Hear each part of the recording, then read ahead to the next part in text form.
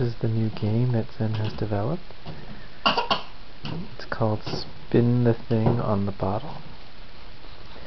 As you can see, he's already advanced into the realm of spinning the bottle. Can you spin the bottle? And he goes to go drink from it.